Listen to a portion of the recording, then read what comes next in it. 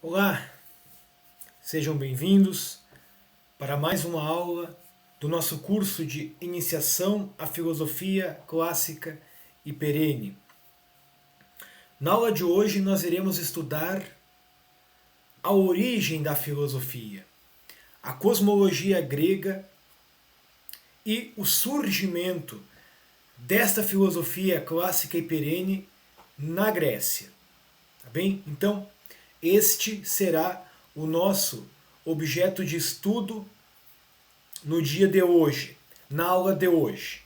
O surgimento da filosofia em meio ao estudo da natureza, das causas da natureza, do mundo físico à nossa volta na Grécia, certo?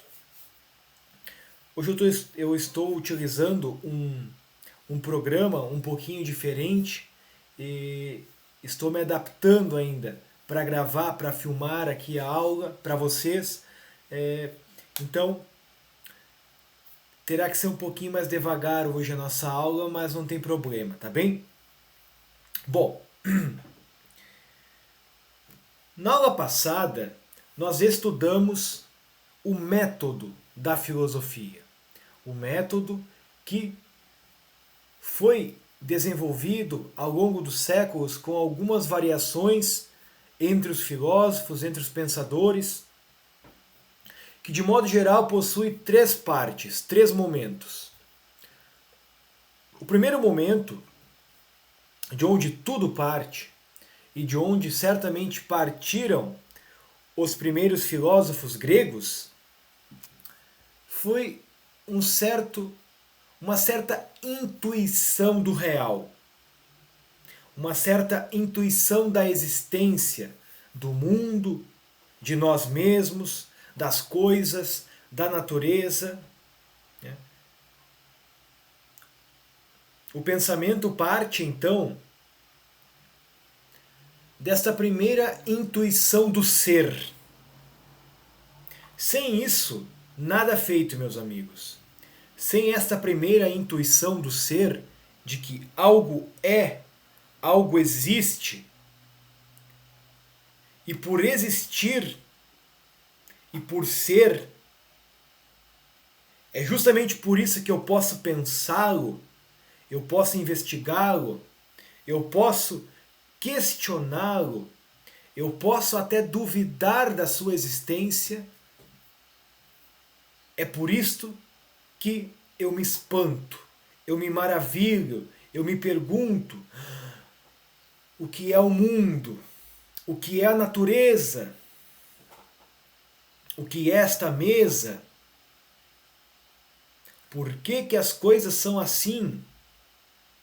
Então vejam, o segundo passo para filosofar, para o filosofar, que é este certo estado de espírito, de ânimo, como dizia na nossa aula passada o professor Teobaldo Miranda, retomando Platão, aquele para quem tudo é fácil, tudo é evidente, tudo está demonstrado de cara, tudo é evidente, este não possui o espírito científico, filosófico, porque a ciência, porque a filosofia, ela se produz e ela se alicerça justamente nesta convicção de que nós não sabemos tudo do real.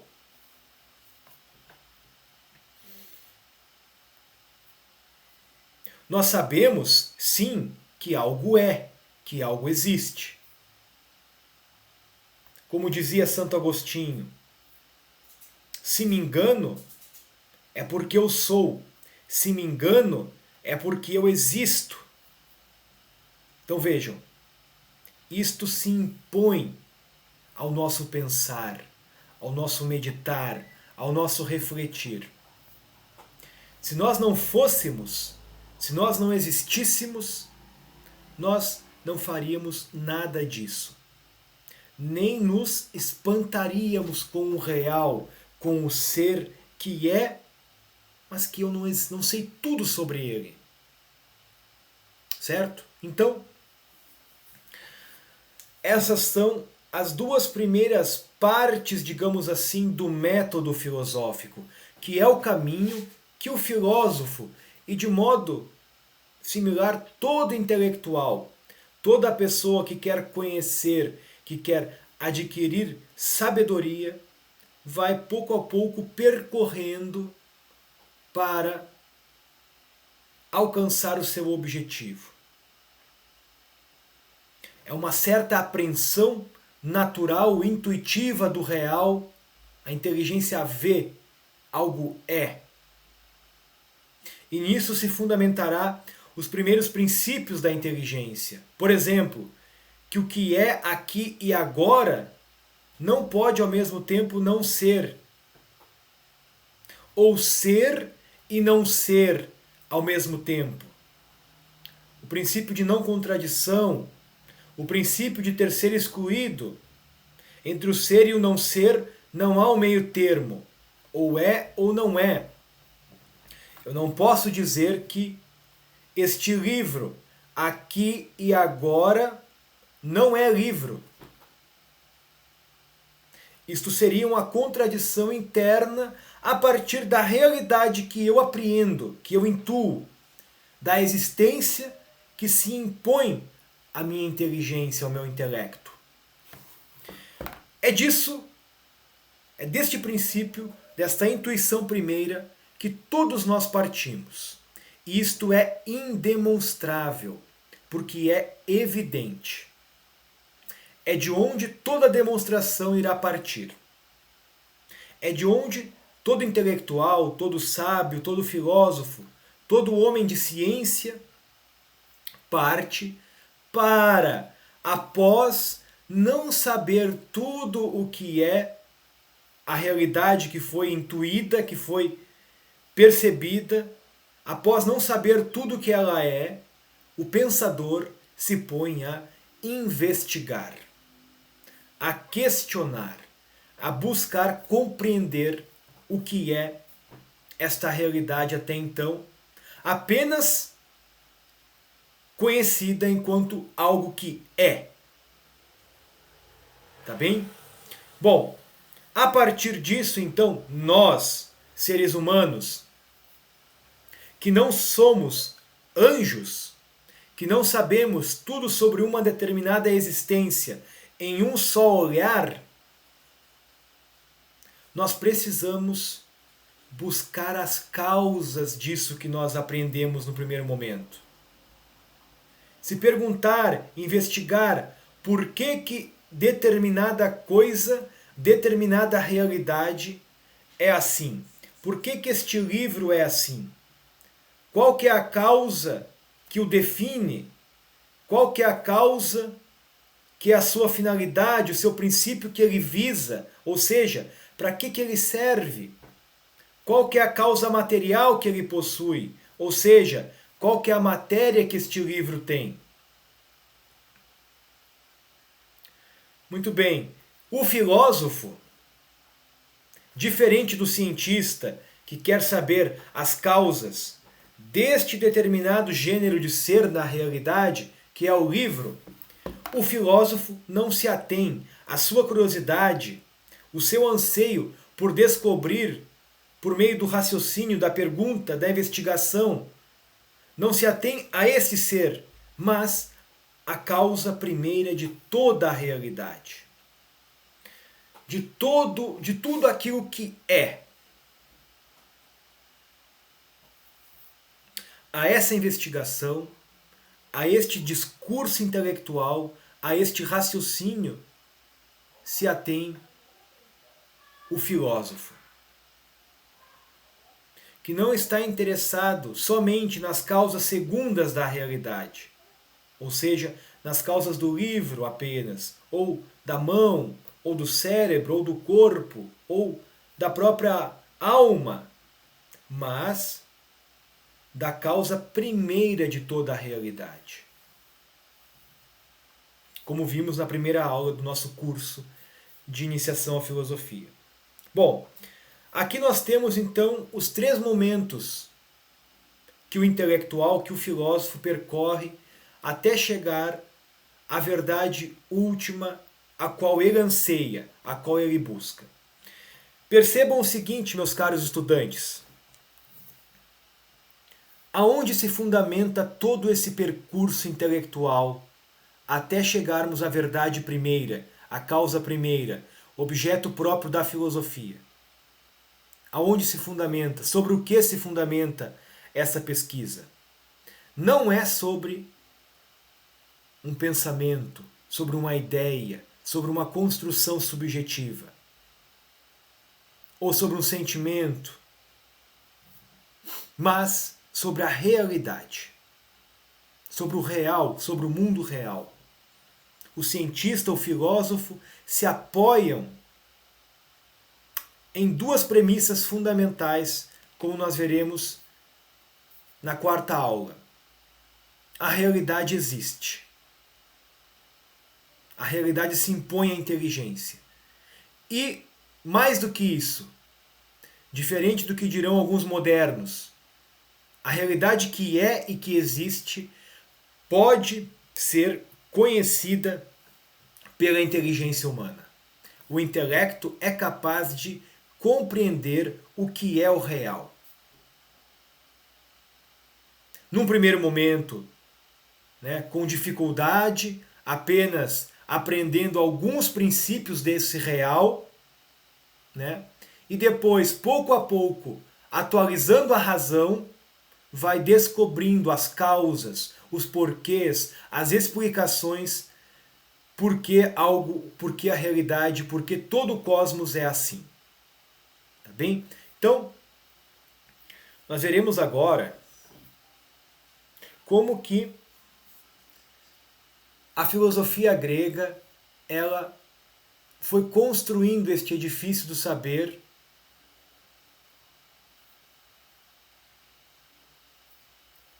e também como a especulação desses primeiros filósofos gregos se fundamentou justamente nesta premissa.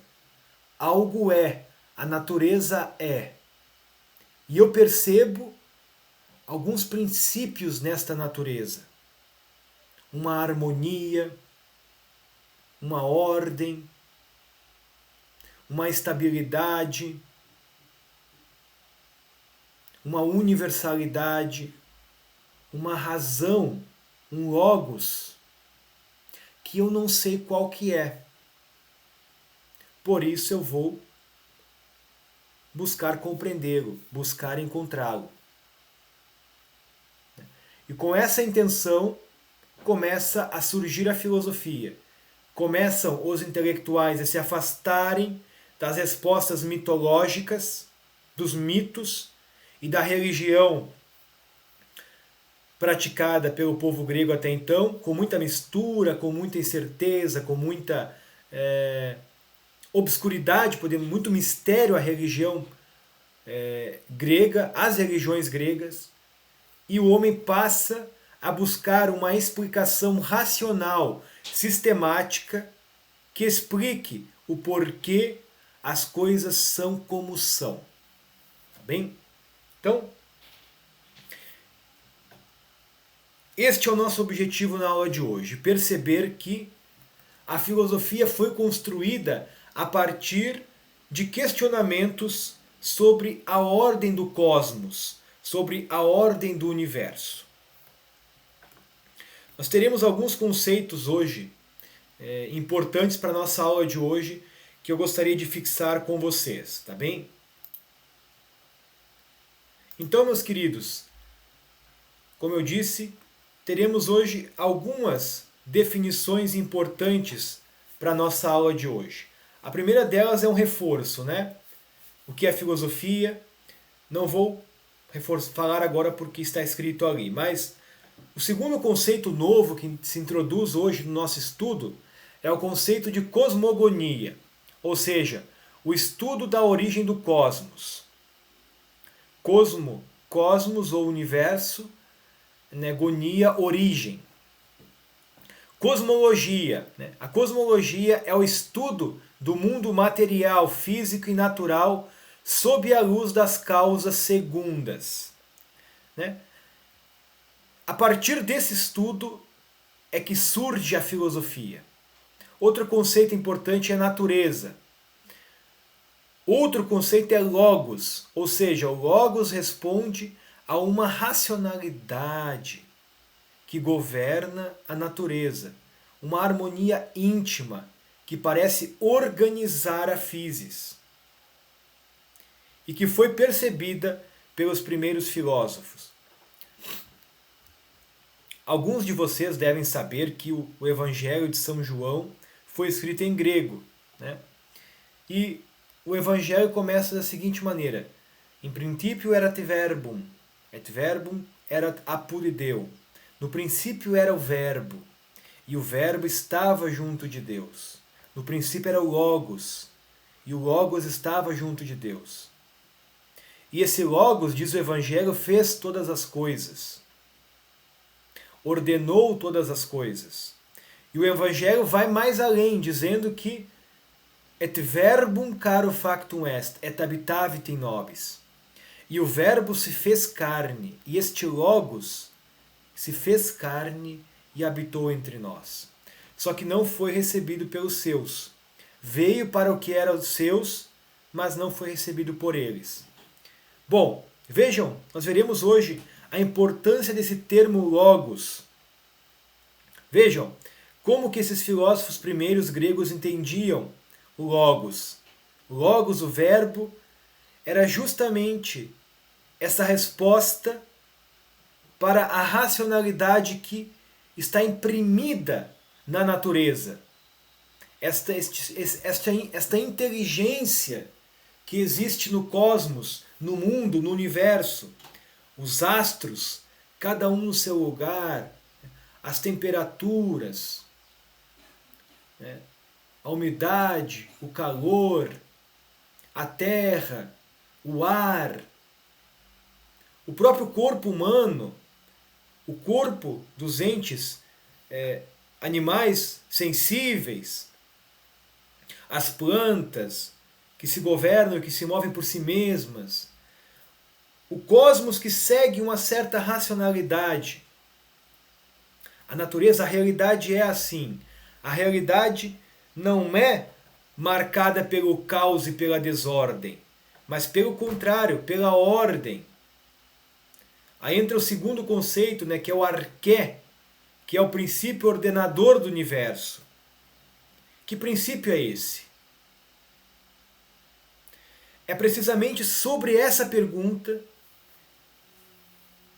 que irá surgir, que irão, na verdade, ser formuladas as primeiras respostas sobre a causa do universo, para responder qual princípio seria este, arqué, que ordena, que impõe este logos, esta razão que nós vemos na natureza, na physis, no cosmos. E daqui parte a filosofia como tal, desta busca por esta arqué, que responde o que é este logos, por que há este logos. Né? Bom, frente a todas essas investigações e perguntas e dúvidas, a mitologia e a religião do tempo, do período, até mesmo a literatura que se existia, de Homero, por exemplo, a própria tragédia grega, não davam conta de responder suficientemente. Para isso foi preciso então surgir um saber de tipo filosófico, racional, sistemático, estável, pelas causas. O povo judeu, por exemplo, o povo asiático, os persas, os egípcios, de certo modo, eles possuíam uma certa revelação, até mesmo entre os índios, se nós formos ver. Ambos possuíam nas suas religiões certas explicações para essas perguntas que eu apresentei aqui. Sobre o logos, sobre a arqué, o princípio ordenador, sobre a natureza, mas o povo grego não encontrava, não possuía nas suas religiões respostas satisfatórias para essas indagações, para essas perguntas. Só que volto a frisar, percebam que o olhar do homem grego está para a realidade, para a natureza, para o cosmos, não para si mesmo. Mas este olhar para si mesmo, ele se voltava, ou seja, o homem grego passava a olhar para si mesmo na medida em que percebia que ele próprio era parte desta harmonia, desta natureza, desse logos, desta razão. Aí sim a investigação se voltava para o homem. Mas nesse primeiro momento aqui, a investigação está totalmente voltada pela busca das causas, das razões, dos princípios que explicam por que a natureza é assim. Para fora, não para dentro, mas para fora, para o que está fora.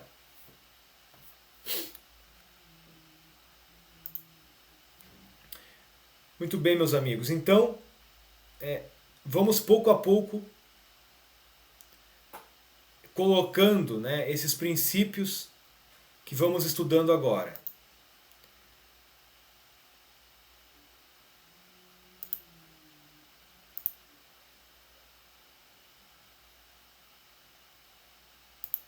Muito bem, então aqui apresento a vocês agora o mapa histórico do período, né, do período em que se desenvolveu esta filosofia. De modo preciso, hoje aqui o nosso estudo está voltado mais sobre a filosofia pré-socrática ou a filosofia da natureza, da physis. Né? Mas veremos também mais ou menos as datas e os locais onde se desenvolveu a filosofia clássica, do período clássico, pós-filosofia pré-socrática e o período helenístico. Tá? Então, anotem aí. O pensamento grego, a filosofia grega, ela se divide então em 3 períodos principais. O primeiro, podemos dizer, é o período pré-socrático, ou o período que se estudava a natureza.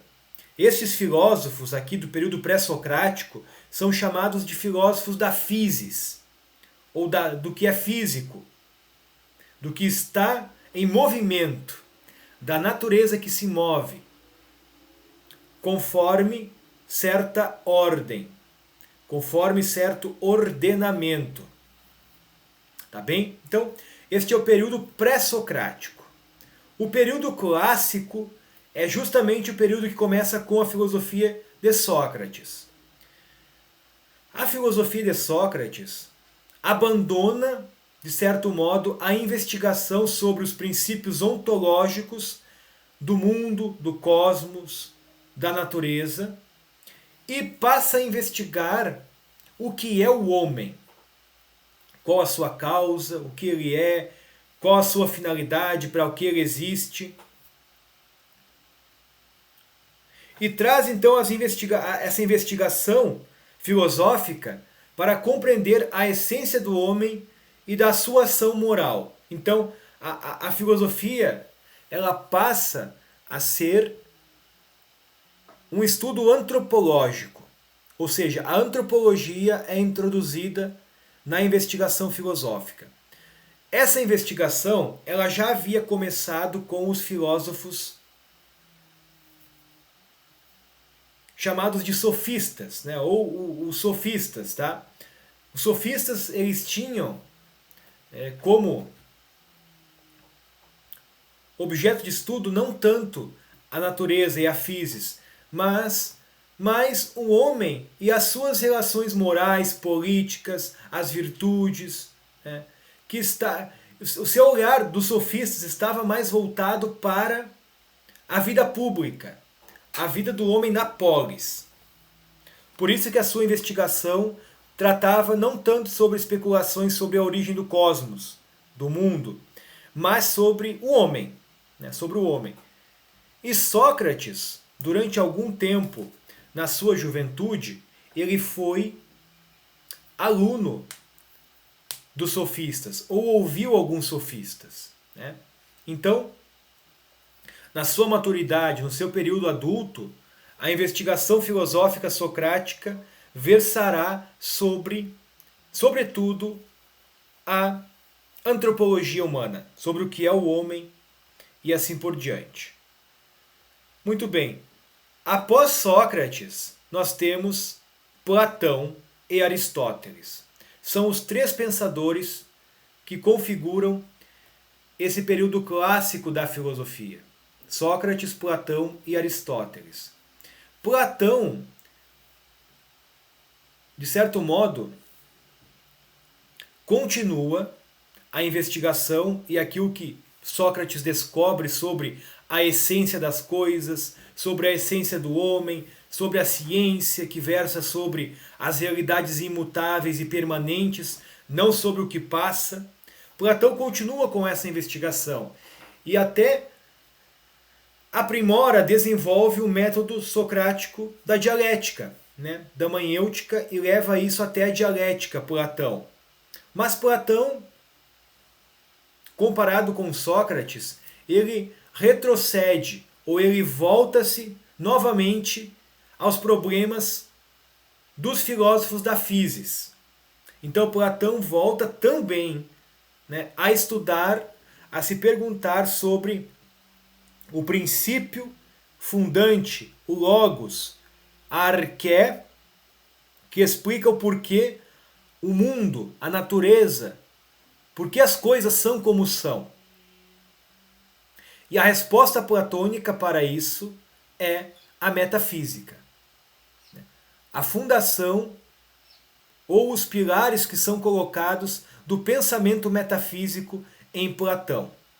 Tá bem? Então é com Platão que nós temos, podemos dizer, na linguagem do próprio Platão, a descoberta da segunda navegação. Os filósofos da physis, pré-socráticos, segundo Platão, se manteram na primeira navegação, se atendo apenas aos princípios materiais da realidade. Mas não viram além disso. Os princípios imateriais que estão por detrás dos princípios materiais, que são aqueles que justamente sustentam e explicam o porquê as coisas são como são. E esses princípios, segundo Platão, são suprassensíveis. São imateriais, diferentes do mundo físico. São superiores ao mundo físico porque o sustentam. E na verdade, o mundo físico, para Platão, a realidade natural, a natureza, é algo que é uma cópia, uma imitação do mundo imaterial ou do mundo inteligível, o mundo suprassensível. E assim Platão tenta, então, e se volta novamente para a investigação física também, mas dizendo que somente a investigação física não é capaz de explicar o próprio mundo físico. É preciso entrarmos na investigação metafísica, ou seja, suprassensível. Vou dar um exemplo aqui para ficar mais claro. Platão, pensemos em uma maçã, tá? Nós vemos na maçã certos princípios, né? A sua cor, o seu tamanho, o seu peso, a sua largura, né? Nós vemos isso na maçã. Só que esses princípios não são suficientes para explicar tudo o que é a maçã. Esses princípios naturais, acidentais da maçã, estão sempre mudando. Hoje uma maçã é verde, amanhã já é madura, depois já é passada do ponto. Correto? Bom, a natureza física, segundo Platão, é assim. E os filósofos gregos pré-socráticos, os pais da filosofia, eles só se tinham a sua atenção voltada para esse aspecto mutável, que se transforma na realidade. Mas segundo Platão, a realidade não pode ser apenas explicada por esse aspecto mutável. Existe algo por detrás da maçã que está por debaixo dos acidentes, do que muda, do que se transforma, que é a própria ideia de maçã, o próprio ser de maçã, que é maçã. Mesmo que a maçã hoje seja verde, amanhã madura, depois passada do ponto, hoje ela é azeda, depois ela é saborosa e depois ela é podre, há algo que permanece nela, que não muda, que é o fato de, mesmo sendo verde, madura e podre, ela é maçã. Vejam, então, portanto, esta realidade do ser, da ideia, da forma de maçã, é uma realidade que está para além do mundo sensível, da matéria, da mudança. É uma realidade suprassensível. Tá? Então Platão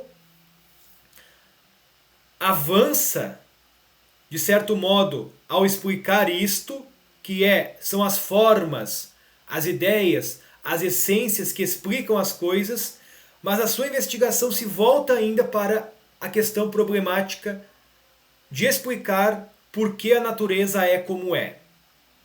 Por que o cosmos é como é. Bom, após Platão nós temos Aristóteles, né? Então Aristóteles está aqui neste período, podemos dizer, aumentar um pouquinho aqui a tela para vocês, neste período também clássico da filosofia, né? E é o último pensador clássico. Aristóteles leva às últimas consequências o pensamento platônico, o aperfeiçoa naquilo que ele tem de deficiência e, mais do que isso, funda a maioria das grandes ciências que nós conhecemos hoje. São fundadas, criadas, sistematizadas por Aristóteles. Aristóteles é o grande gênio da filosofia grega. Tá? Então, Aristóteles, diferente de Platão, que separa o mundo metafísico ou suprassensível do mundo físico, como nós veremos nas próximas aulas, Aristóteles não separa o mundo metafísico do mundo físico. Mas Aristóteles diz que a forma das coisas, a essência das coisas, o ser das coisas está unido enquanto forma justamente ao mundo físico. Platão separava o mundo metafísico do mundo físico. Aristóteles diz que não. O mundo metafísico só pode ser conhecido na medida em que está unido ao mundo físico. E o sustenta, e o explica. Mas se nós disséssemos, como diz Platão, que a realidade que sustenta o cosmos, o mundo, que explica o mundo, que é a realidade metafísica, está separada desse mundo, realmente esta realidade metafísica não explica o mundo. Então Aristóteles vê que há aqui um erro lógico, né? E diz não a essa posição platônica e explica de modo mais perfeito e de modo muito mais real como que a realidade é do modo como ela é. Tá? Bom, então aqui nós temos o período clássico da filosofia. Após Aristóteles vem o período chamado de helenístico ou de decadência do pensamento grego. Nós teremos alguns pensadores importantes. Pirro, que era um cético, Epicuro, que funda o epicurismo, Zenão, o estoicismo, né? e entre outros. Tá bem? Então, podemos dizer que a filosofia grega clássica se divide então nesses três períodos. Tá bem? Qual que é o primeiro pensador, o primeiro filósofo podemos dizer que merece esse nome realmente. A tradição e os comentadores, historiadores, dizem que esse pensador foi Tales de Mileto. Tales, né, que viveu em uma colônia grega na Iônia, né, e foi o primeiro filósofo, digamos assim, né, no século 6 antes de Cristo. Até aqui nós vimos mais ou menos uma noção histórica e também uma meditação sobre os princípios que fundam a realidade. Mas agora eu gostaria de ver com vocês, estudar um pouco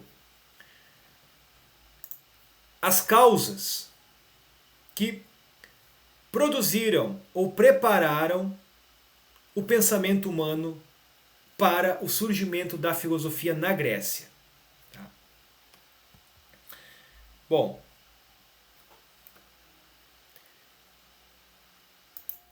Bom, e quais são as causas ou possibilidades que geraram a filosofia na Grécia? Segundo o historiador da filosofia Guilherme Freire,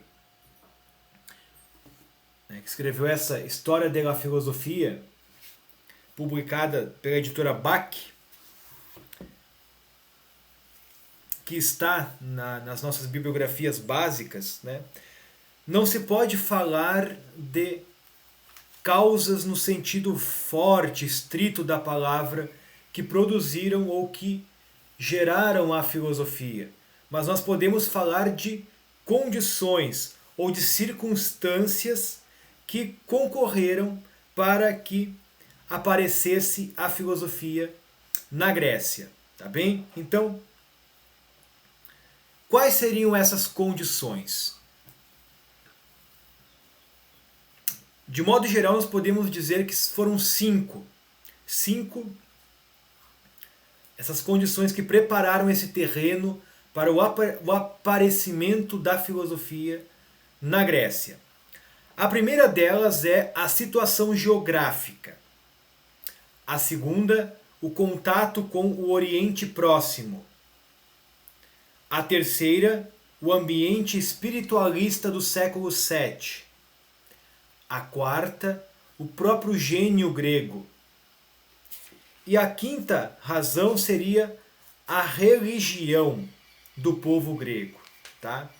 Ou as religiões do povo grego, podemos dizer assim, que prepararam esse terreno para o aparecimento da filosofia na Grécia. Bom, volto aqui a apresentar o mapa que nós estávamos vendo antes, tá bem? Então, vejamos como que realmente a posição, a situação geográfica do povo grego, apesar de ser um território pequeno, né, é banhado pelo Mar Mediterrâneo e pelo Mar Negro. E isso facilitava justamente essa transitação e o contato com outros povos, né? Depois, como nós veremos, mais adiante, daqui a pouco, esse contato com outros povos influenciou no aparecimento, no surgimento do pensamento filosófico. Tá? Mas nós não podemos dizer, como diz o professor Guilherme Freire, que isso tenha condicionado totalmente o aparecimento da filosofia na Grécia, ou que, mais do que isso, como surgiram algumas teses há um tempo atrás, de que a filosofia tivesse surgido no Oriente ou na Ásia e os gregos tivessem imitado um tipo de saber que já existia em outra parte. Não, isto não é verdade, né?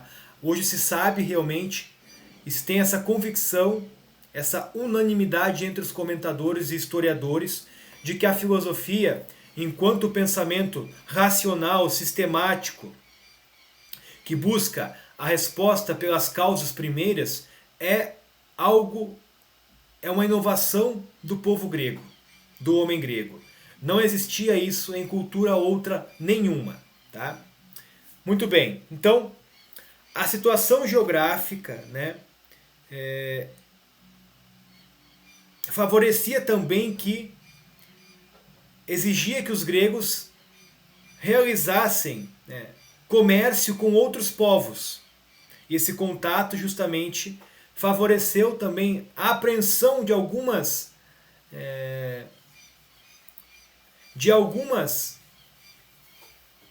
formações culturais que o povo grego foi cada vez mais adquirindo nesses contatos, nessas relações. A segunda situação que eu disse, né, ou condição, podemos chamar, foi o contato com o Oriente Próximo. O contato com o Oriente Próximo. Né? Ainda que devemos descartar a tese estrita, como eu havia dito, de que a origem oriental esteja na filosofia, né? A filosofia tem a sua origem no Oriente, não obstante, é indubitável que os gregos se aproveitaram de numerosos elementos culturais do Oriente Próximo. De fato, as primeiras manifestações da filosofia brotam nas colônias iônicas da Ásia Menor. Vejam, a ilha iônica está aqui, mas esta colônia, este povo, possuía colônias na Ásia Menor. E é lá que surge a filosofia. Mas é um povo grego que está lá como que colonizando aquela região na Ásia. Mas é o povo grego, são os gregos. Não esqueçam disso, né?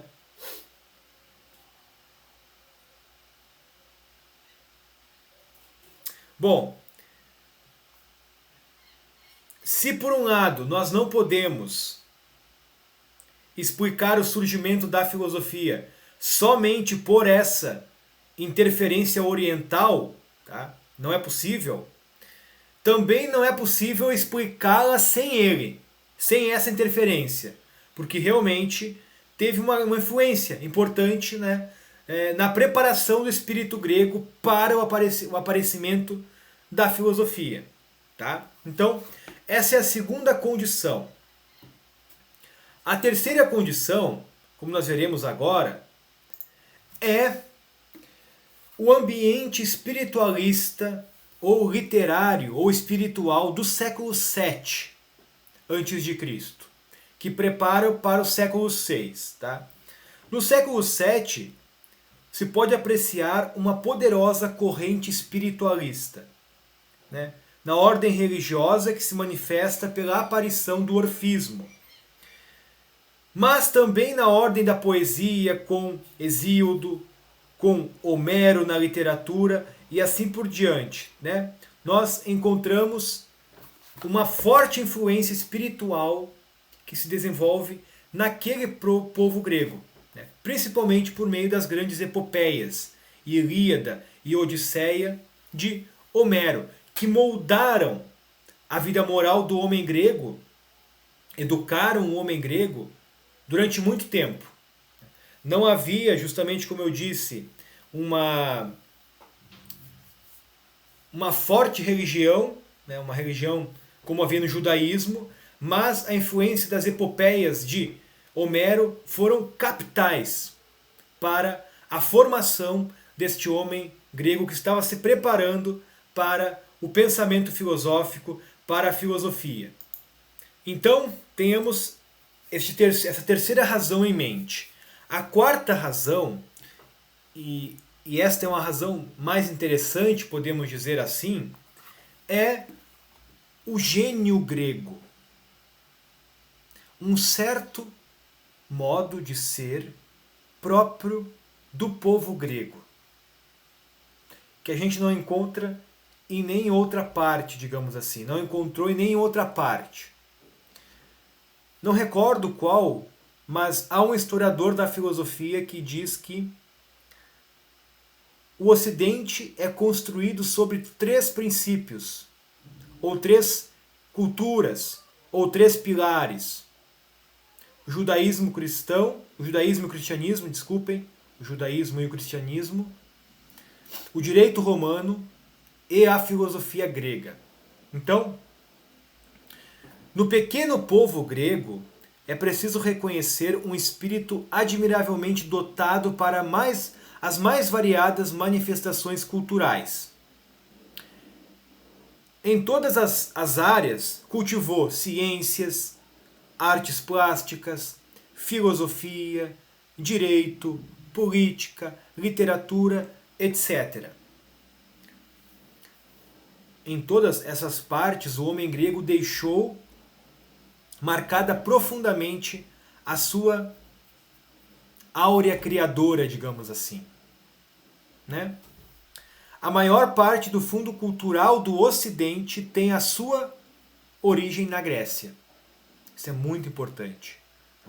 Para que nós nos conheçamos enquanto filhos dessa cultura, ainda que em fragmentos e quase como que totalmente destruída, né, é preciso voltarmos o nosso olhar novamente para a Grécia, para o homem grego. Todavia, há duas interpretações diferentes desse homem grego, ou desse gênio grego. Duas, tá? Vamos ver quais são elas. A primeira interpretação do gênio grego é a classicista e romântica, que é representada por Lessing, Winckelmann, Goethe, Schiller, Rita, Hegel, etc. Para esses pensadores, a nota específica do gênio grego é a medida, é o equilíbrio, é a claridade e a serenidade. O ideal helênico está expresso na fórmula de kalon te agaton, né? O belo é bom, ou o belo faz o bem, ou o belo é bem bom para a alma, podemos dizer assim. Bom, frente a essa ideia, a essa visão do gênio grego, nós podemos encontrar o conceito oposto, ou seja, a antítese a esta tese, que é a ideia posta por Nietzsche. Nietzsche, né, diz que no homem grego há uma luta entre dois elementos antagônicos.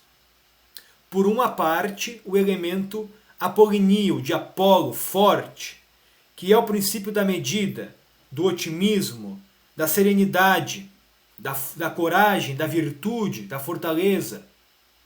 Né? Essa ânsia do homem grego pela ordem, pela medida, pela razão de ser das coisas.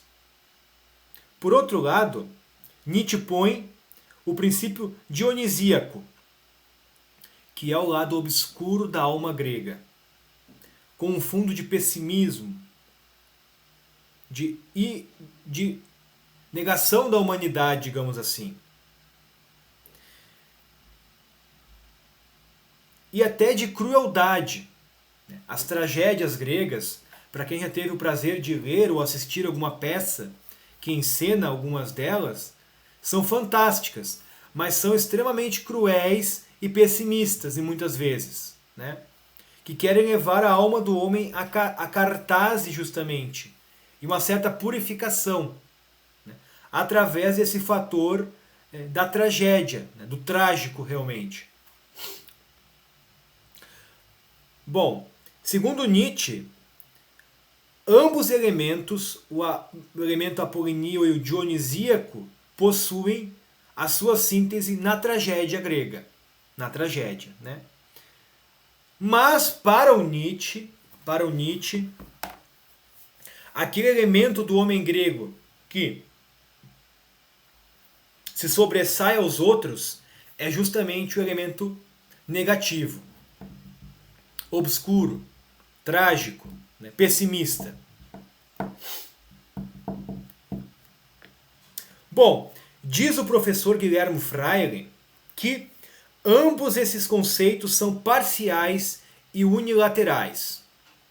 O primeiro, ou seja, o otimista, se fixa no aspecto brilhante da cultura grega, tal como aparece em seus grandes artistas. Não reflete a realidade, senão um ideal que nunca se realizou plenamente. E esquece de outros muitos aspectos da vida grega que certamente não tem nada de harmônico, de perfeito, de ordenado. Nesse sentido, a tese de Nietzsche se aproxima mais da verdade, né? Bom, mas apesar disso, nós precisamos reconhecer que, com todos os defeitos que podem existir na cultura grega ou no homem grego, né, este gênio grego, este homem grego, possui um lugar privilegiado na formação da nossa cultura, na formação do que nós somos hoje. Se hoje nós temos, né, essa visão da realidade, principalmente de que a realidade ela é, né, o ser, que ela é marcada por um lado pela instabilidade, mas por outro pela estabilidade do ser das coisas, é por causa do homem grego. Se nós temos também esta noção de que o homem, por meio da sua vida moral, deve buscar uma força que se chama virtude, que vai pouco a pouco o aperfeiçoando, o desenvolvendo, é por causa do homem grego. É por causa da influência grega na nossa civilização. Aos gregos se deve em filosofia a formulação de noções fundamentais, né, com uma precisão inigualável, diz o professor Guilherme Freire.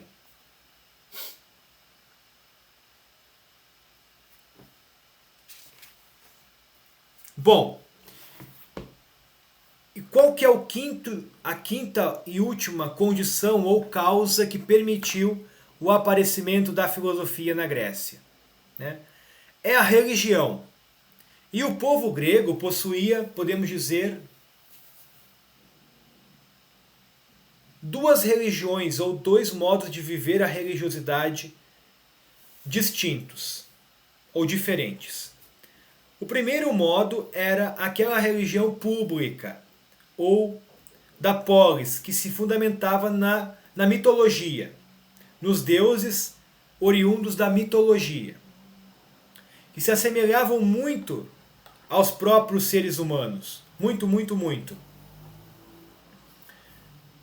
Por outro lado, nós temos a religião do orfismo, que tem a sua origem no povo, entre os persas, né, e que já era uma religião muito mais obscura, uma religião quase como que uma seita misteriosa, que não era a religião pública, mas era, digamos, a religião das catacumbas do povo grego, ou dos esconderijos daquele povo, né? Então, esses dois modos de viverem a religiosidade influenciaram por seus limites, mas também por suas inspirações ao aparecimento da filosofia, né?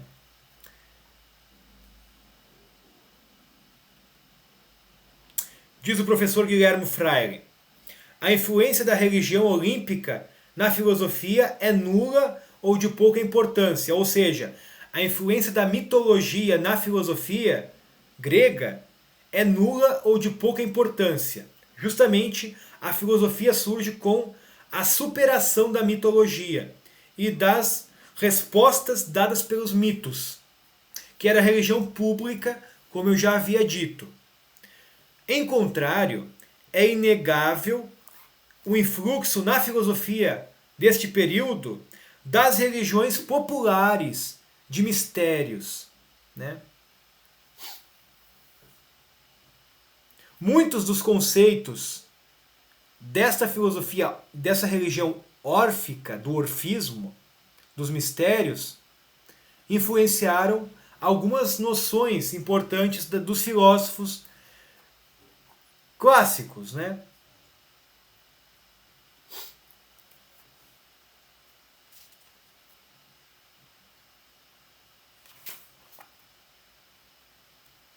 Então, meus amigos, né, eu vou mandar para vocês em seguida, né, também junto com esse material da aula de hoje, o material de apoio com esses textos para que vocês aprofundem também na leitura destes textos que aqui foi utilizado hoje, tá bem? Há uma quinta razão também e uma quinta causa que influenciou no aparecimento da filosofia, que são as teogonias ou teorias sobre a origem dos deuses e as cosmogonias, que são explicações ou teorias que se fundamentam na mitologia e na religião sobre a origem do universo, assim como há em todas as religiões ou em todos os espíritos religiosos, nós formos ver, desde as culturas antigas para as mais modernas, sempre há uma preocupação em se, podemos dizer, estudar de algum modo a origem, a explicação do mundo, do universo, do cosmos. E entre o povo grego também não era diferente. Existia alguma explicação, né, para a origem e o surgimento, o aparecimento da filosofia.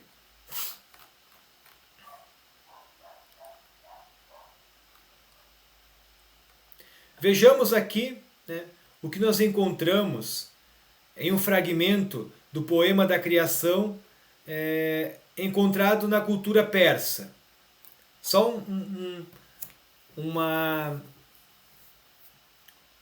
um pequeno trecho para que nós possamos ter ideia mais ou menos de como essa preocupação pela explicação da origem do cosmos e dos deuses sempre esteve presente também nas diversas culturas, mas não ao modo filosófico. Essa é a diferença.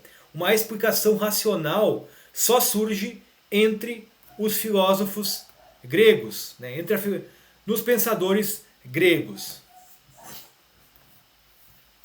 Quando no alto não se nomeava o céu, e embaixo a terra não tinha nome, do oceano primordial, a Pazu, seu pai, e da tumultuosa Tiamat, a mãe de todos, as águas se fundiam numa, e os campos não estavam unidos uns com os outros, nem se viam os canaviais. Quando nenhum dos deuses tinha aparecido, nem era chamado pelo seu nome, bem tinha qualquer destino fixo. Foram criados os deuses nos seios das águas, né? Então, a aproximação entre esse poema da criação e os primórdios da filosofia na Grécia poderia ser relevante se não houvesse uma radical distinção de propósitos. No Enuma Elish há uma clara descrição mítico-religiosa, onde em nenhum momento há um questionamento a respeito do porquê, das razões. Vejam, do porquê, das razões. Com base em que argumentos poder-se-ia afirmar que tudo teria origem no seio das águas? O motivo era simples. Não era o motivo do estabelecimento do poema. Não era o motivo do estabelecimento do poema, e isso diferencia de modo evidente do pressuposto básico da filosofia, qual seja, o dar razões, explicar racionalmente o que justifica determinada proposição. Por conseguinte, parece manifesto que as preocupações eram radicalmente distintas. De um lado, uma construção mítico-religiosa, de outro, a especificação ou a investigação especialmente racional. Tá bem? Então, podemos dizer que estas são as 6 condições ou razões que prepararam o povo grego para fazer aquelas perguntas principais, estudar aqueles princípios que explicam o porquê a natureza possui um arqué, um ordenamento, uma razão de ser como ela é, um logos, né? Que será o que fundamentará a preocupação da investigação filosófica do homem grego neste período de alicerçamento das raízes do pensamento filosófico no Ocidente. Então, a filosofia surge como uma preocupação de explicarmos racionalmente o porquê a natureza é como é, o porquê o cosmos é como é. Tá bem? Então, terminamos por aqui a nossa terceira aula do curso de Iniciação à Filosofia Clássica e Perene e nos vemos na próxima aula, onde estudaremos a relação entre a filosofia e a ciência. Fiquem todos com Deus e um forte abraço.